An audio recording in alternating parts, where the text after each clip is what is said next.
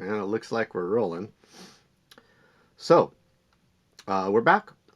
We're in Jason's ukulele book, which looks like this. You can pick it up at our website if you like to, lahainamusicmaui.com. We are about halfway through level 3, which is a little deceptive because when you look at the book as a whole, 108 pages, level 4 starts on about page 40. That's like 60-something% of the book is all level 4. And these other levels are just building towards level 4, which is what we would call virtuoso. Right now we're going to talk about the 6 connection techniques. And the connection techniques are important because if you just add more notes, but they're not connected in any meaningful way, you're just kind of adding like blah, blah, blah, blah. It reminds me of like an old, I think it was the Peanuts, with like Snoopy and Charlie Brown, and the teacher would talk, and the teacher's just going, wah, wah, wah, wah. Hopefully you don't find that I'm doing that. But you don't want your notes to just be like blah, blah, blah, blah, blah, blah, blah. You want them to have meaning. You want them to have connection. And so there are 6 techniques for doing that. Now that we've learned some basic scale patterns and hopefully had a little bit of practice in learning how to use them with pattern 1 and pattern 2. If you don't know pattern 1 and pattern 2, for sliding major pentatonic scales, we're going to be using the key of C here. But we talked about transposing and modulating in the previous couple of videos. And we did some jams, and now we're moving forward. So, Kapila Survival Guide is the last reference I made on page 33 before we go into page 34. The original version of the book was called Kapila Survival Guide, and it was designed for people that were used to playing ukulele but were not used to playing ukulele in scenarios where they didn't know what was going to happen, or they didn't know the song, or they didn't know those chords, or they never played Hawaiian music. They didn't know how the vamp stuff worked. This stuff. If those were unfamiliar chords and unfamiliar rhythmic patterns, I saw a lot of people, I don't want to use the word panic, but freeze maybe is better. And so what we're teaching here is, among other things, how to survive in a Kapila scenario, how to jam along with other people, how to sound really plausibly pretty darn good with some simple techniques. So now that we know our scales, for example, pattern 1 or pattern 2,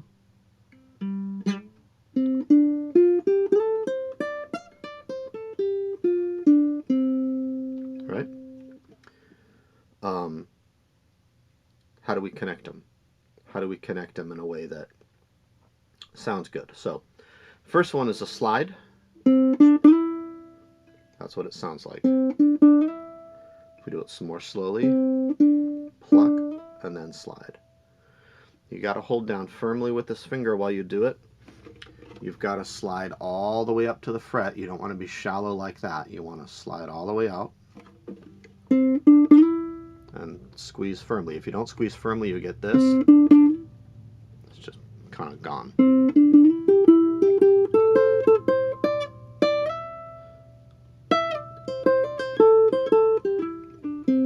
So that's a slide. What about a bend? A bend looks like this. Here's a close-up. Grab it with all 3 fingers. Press the number 1 string up to where the number 2 string is. Notice how I'm using all 3 fingers. I'm not just using one. And the other thing you might notice is my whole hand kind of pivots into it when I do that.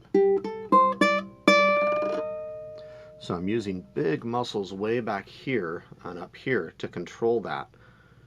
And when I release it, all the tension. I mean, there's lots of muscles all the way up your arm if you're doing that correctly. That's why sometimes when you see people do that, they'll part of it is showmanship, but part of it is just muscle groups that are going on. They'll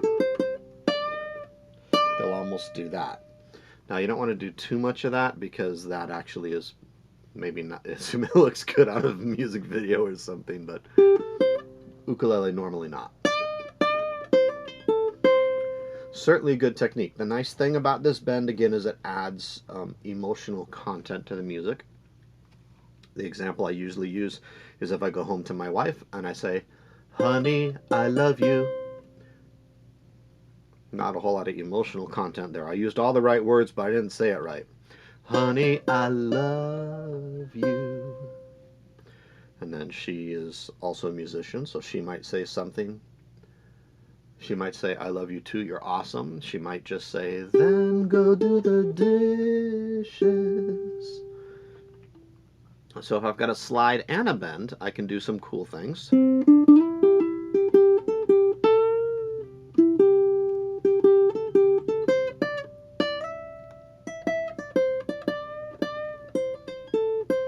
Oops, I threw in another technique there. I made a mistake. Not really. The next technique is a hammer-on. That looks like this. Not like that. That's what it looks like. So I'm going to play here. I'm going to pluck the string, and then I'm going to come down so quickly with this finger that it hammers the string and changes the pitch. If I don't come down firmly, I just snuff it out. If I come down firmly and hold it, and that takes a certain amount of hand strength. By the way, if you come down here, you'll probably kill it also, even if you come down hard enough. So you got that little detail of being here instead of being here. Yes, that's important.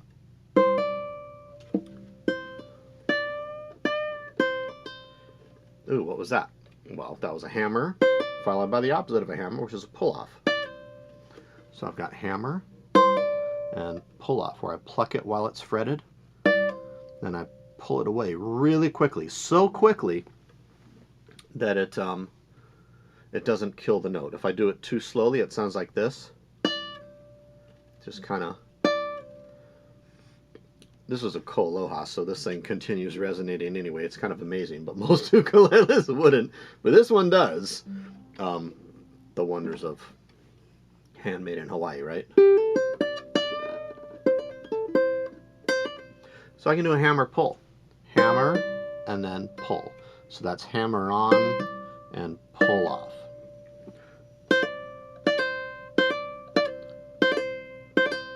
That's a hammer pull. You don't have to do it that fast yet. But a lot of times what's going on is you make things sound better or faster or more complex than they actually are. There's not a whole lot of movement here going. Just with a little practice and a little timing, you can make something sound more complex or harder to play than it actually is. Now if I combine these things together, I've got slides, I've got bends, I've got pull-offs, I've got hammers, I've got this now.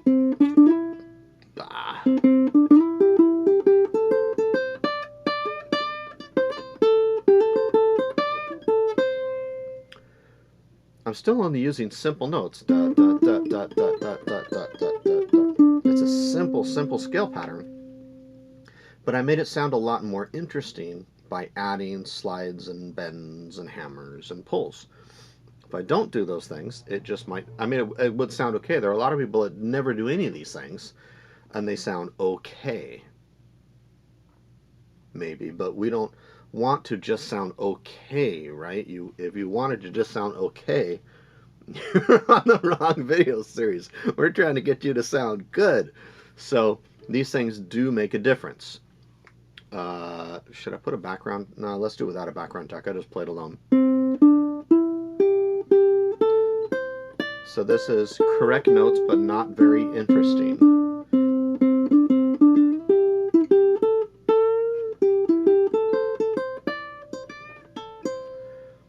Same notes, a lot more interesting. There's a couple of reasons why, but some of them are the 6 connection techniques, and it's about playing smoothly. So the opposite of what we'd want is disconnected notes. What we don't want to hear is, these are all correct notes, but We're going to talk about rhythm in a subsequent lesson. Don't worry, that's coming up in maybe one, maybe two more videos. We'll talk about rhythms. But you've got to connect the notes. You've got to connect the notes, because if you don't connect the notes, it doesn't sound like the instrument or the musician is speaking to you. And hold on, I think, did somebody just knock on the door? Hold on. Aloha, what can I do for you?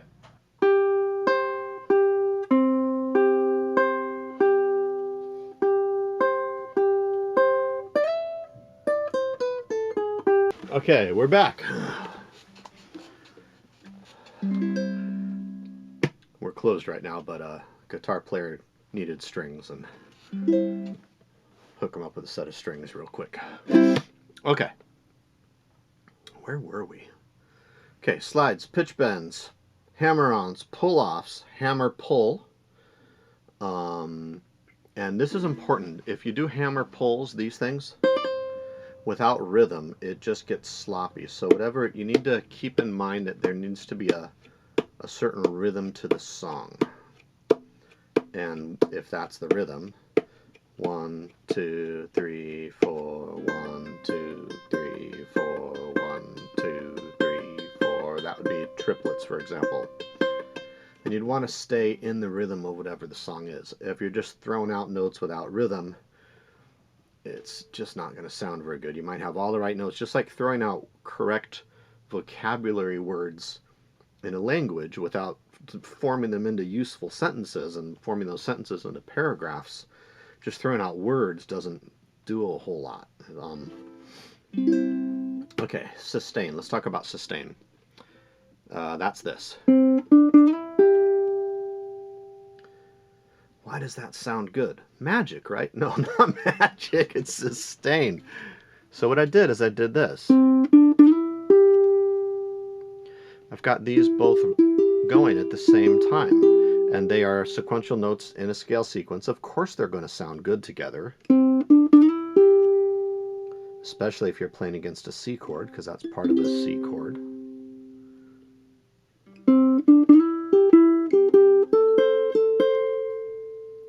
Why did those sound good? The way I did it is when I can go back and forth and make rhythmic patterns, and I'm not even moving my left hand. So while I was on that part, it's going to tend to sound good because I'm holding them down. That's sustained. So what we've got is notes being played in sequence but overlapping. And you can't do that when you're on one string. When you're on one string and I can't play, for example, that note and that note at the same time. I can alternate, I can move back and forth quickly, but I can't do them at the same time. But that note and that note, I can do at the same time. And when I do, it sounds good. So they overlap, and we call that sustain, in the sense that you're sustaining tone all the way through. If you don't sustain tone, if you don't connect your things smoothly, you sound like a robot in a bad sci-fi movie from the 50s or the 60s or something. It's where they're like, I am a robot. That's just, it sounds, well, robotic, I guess is how it sounds. You don't want to sound like a robot.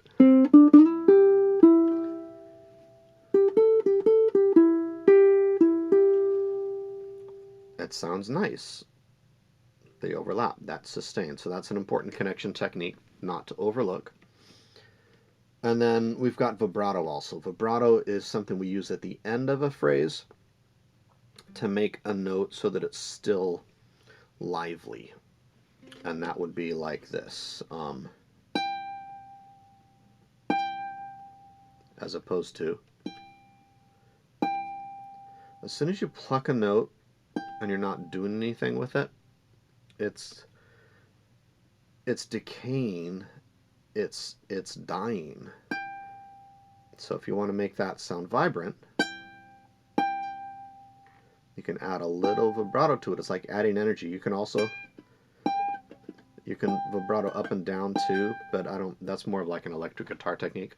I find that on nylon string instruments you get a better result doing this, which is similar to like a violin or a cello style vibrato, where you're going this way on the string rather than going this way on the string. So if I'm playing a phrase, the last note in the phrase, I can put a vibrato on it to sound a little nicer. Here's an example.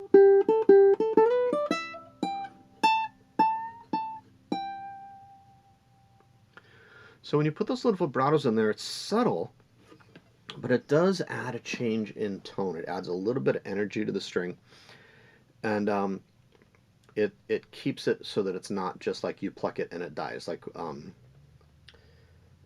you cut flowers, and as soon as you cut them, technically, I suppose they're dead.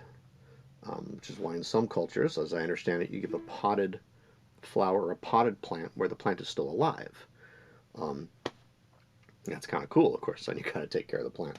Okay, so we've got 6 connection techniques, and we want to put them together in some sort of a little tune. For example,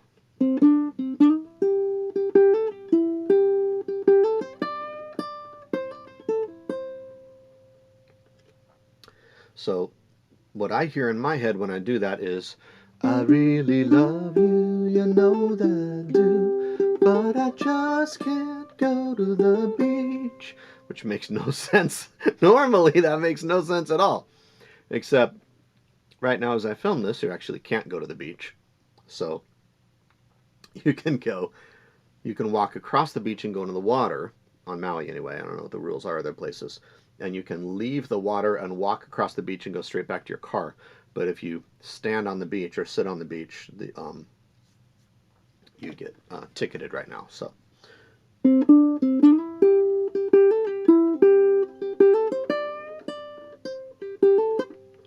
it's just a little ditty that gives us something to play that demonstrates the techniques. If we played those notes without the techniques, it would sound like this.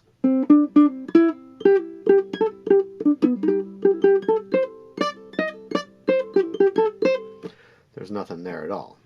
There's certainly no romance involved.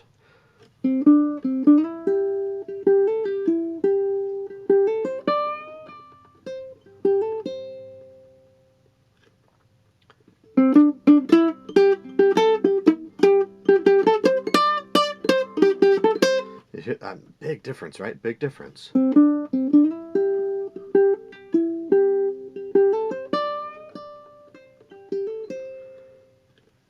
So you can make up your own. The idea here, that's not like the be-all, end-all of solo riffs. It's just an example of something that gives you something fun to play and gives you a chance to practice putting these together. And hopefully we've demonstrated, especially at the end there with the scary part of the choppy. That's a technical term. Choppy. Staccato is the technical for that. Hopefully we've shown when you take the notes and you connect them smoothly, it makes a huge difference. So just knowing notes and just throwing out lots of notes does not solve the problem. Connecting them smoothly is what makes them sound good. Okay, moving on. In our next video, we will talk about memorizing the fretboard. Aloha.